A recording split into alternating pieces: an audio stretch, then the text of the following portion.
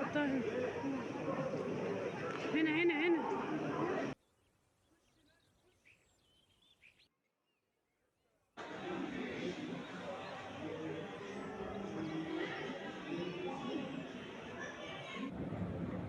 مش احنا كنا طالعين من هنا؟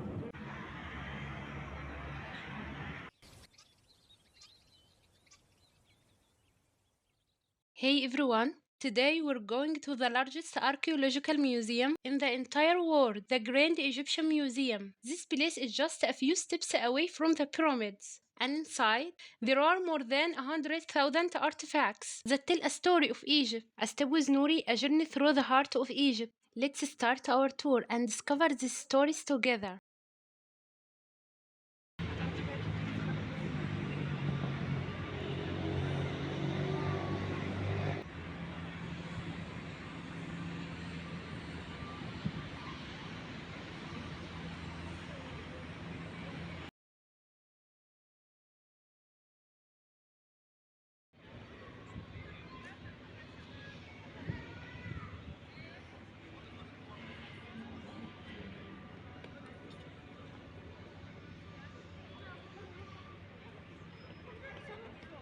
بقول لك شوف عشان لو مش عاجبك، عشان لو مش عاجبك تصوري كمان مرة، عشان لما تروحي البيت تبقي عاملة واحدة حساب.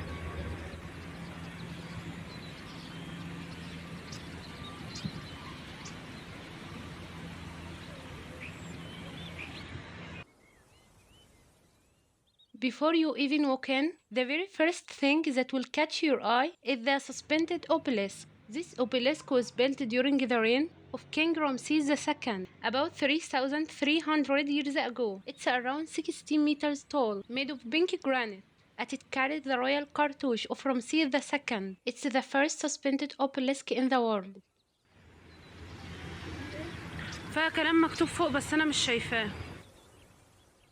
The museum is absolutely massive, built on an area of more than 500,000 square meters. It's not just a building, it's an architecture masterpiece that combines the charm of ancient Egypt with the beauty of modern design. The entire facade is made of sandstone and glass, allowing the natural light to flow in as if it were a beam of light from the heart of Egyptian civilization.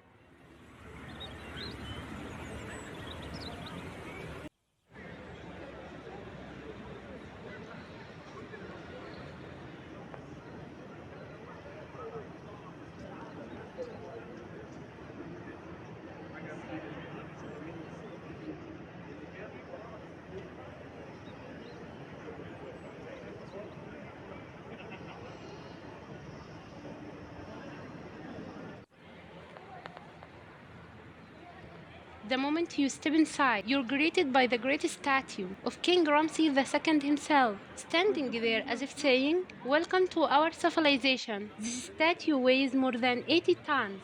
Ramses was one of the most powerful kings of ancient Egypt during the New Kingdom from the 19th dynasty. He ruled for about 66 years, from 1279 to 1213 BC, and considered himself the son of the god Ra. His reign, along with the reign of King Tutankhamun, marked the golden age of the Egyptian empire, when Egypt ruled from the Levant all the way down to Sudan.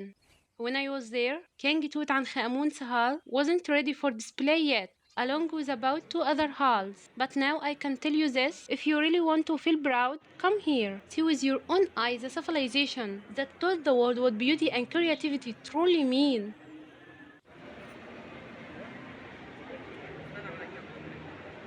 يلا نطلع.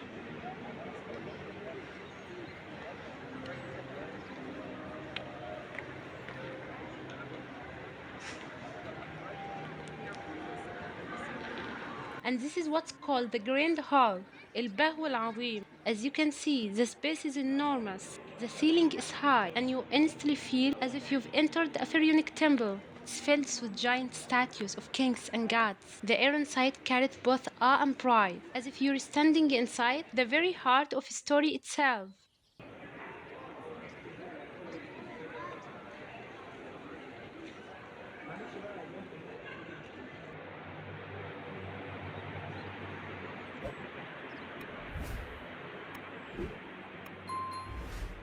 This is the statue of King Amenhotep III, one of the strongest and wealthiest kings of the 18th dynasty of the New Kingdom. He built many palaces and temples, and art flourished remarkably during his time.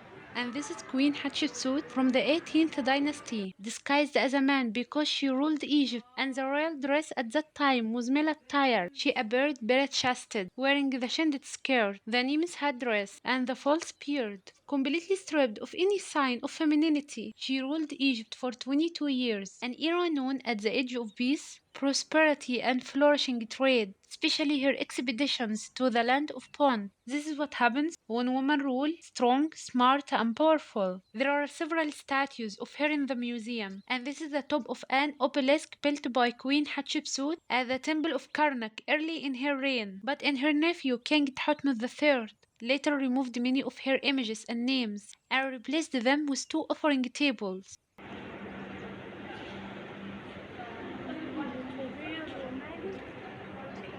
Here's a quick fact about King Thutmose III. He led more than 17 military campaigns and was one of the greatest military leaders in history. His strategies were so brilliant that they are still being studied today, and the Britain even used one of his plans to defeat the Ottoman Empire during World War I.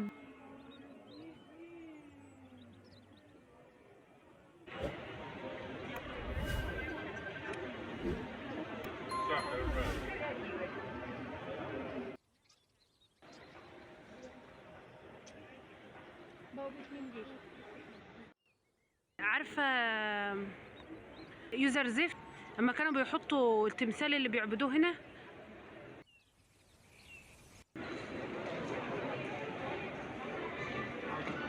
This place isn't just walls and statues. It's a gateway to the soul of Egypt, to its civilization, and to its unmatched beauty.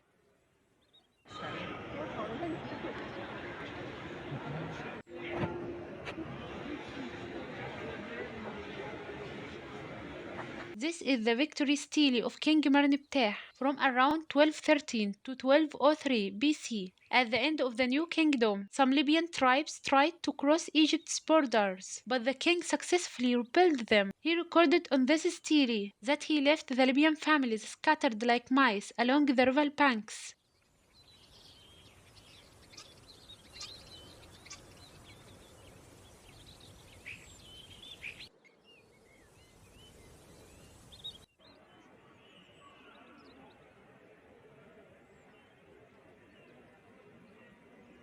تابوت الملك مرسى عنخ، الملكة دي كانت الملكة ديت كان جدها الملك خوفو، عمها خفرع واتجوزته.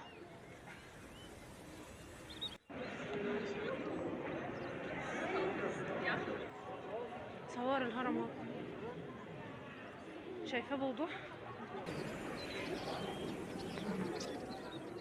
After that, we start our journey through the museum's halls. I'll show you some simple clips from inside the halls, along with an explanation of each piece.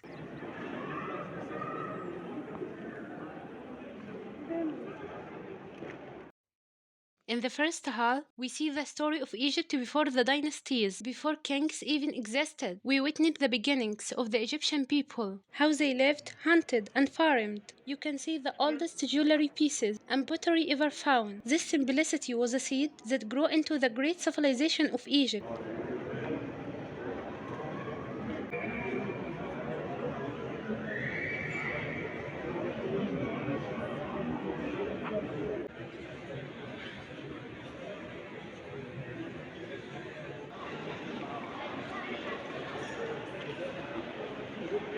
The museum consists of 12 main exhibition halls, each designed to tell a specific era of ancient Egyptian history, from the moment Egyptians started farming along the Nile to the rise of the empire that the whole world still talks about. There are halls dedicated to the old, middle, and late kingdoms, to the kings and queens, to jewelry, royal chariots, mummification, coffins, and even the tools used in daily life by ancient Egyptians.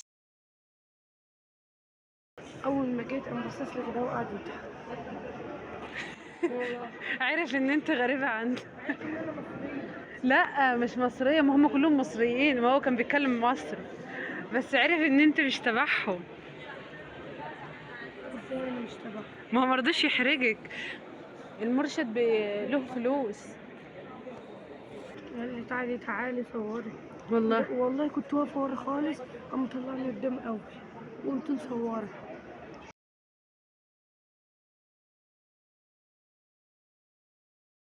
At the intersection between some halls, there are interactive screens showing how ancient Egyptians lived through the ages. You can see their rituals on the banks of the Nile, farming, irrigation, and more.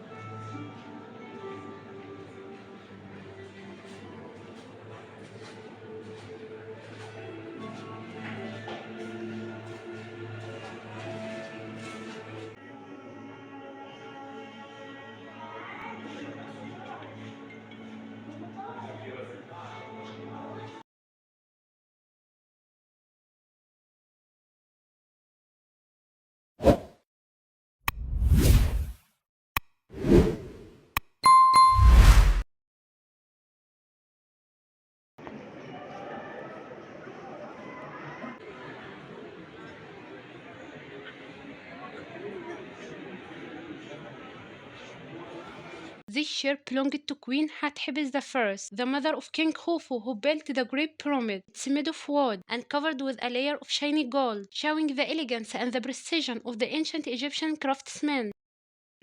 قاعة رقم 3 مقفولة، وقاعة اللي رقم بيتكلم في سماعة. المرشد بيتكلموا في سماعة، مش ماشي معاه زي اللي انت كان ماشي معاكي، فهمتي؟ اشمعنى؟ هو طالب كده بيشرح له بالسماعة. يلا تعال.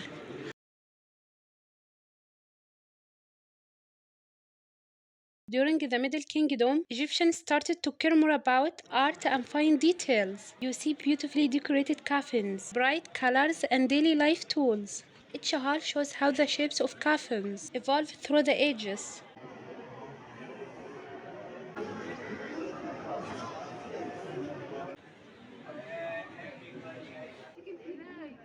These are models of the ancient Egyptian army preparing for battle.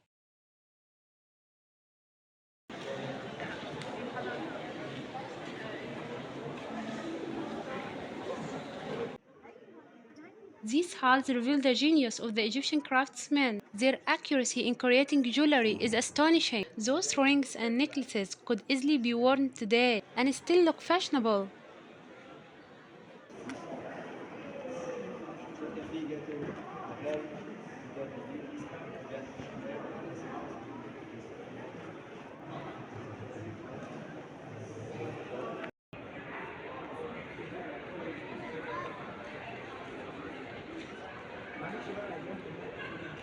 Here you can see the daily life of the ancient Egyptians, their cooking tools, clothes, and even makeup.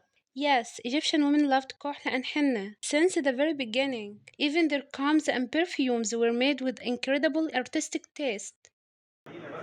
يعني ادوات حفظ الطعام نحط فيها السندوتشات والاكل بعض And these are small models that were made to store food.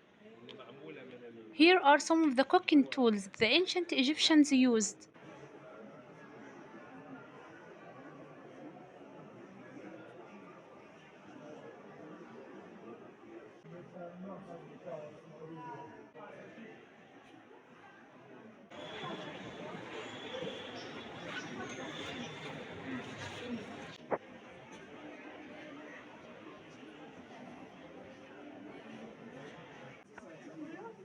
This is one of the most awe-inspiring halls, the Hall of Death and Mummification. It's filled with mummification tools, coffins, and small statues that were believed to protect the deceased on their journey to the afterlife. The ancient Egyptians believed that death wasn't the end, but just a doorway to another life.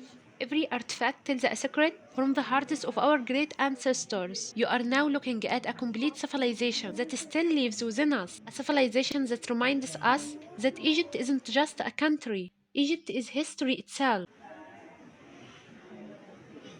Here is a breathtaking golden piece that looks like a net or a cover that used to be placed over the mummy. It shows how deeply the ancient Egyptians honored the idea of life after death and how they immortalized beauty, even in the smallest burial details.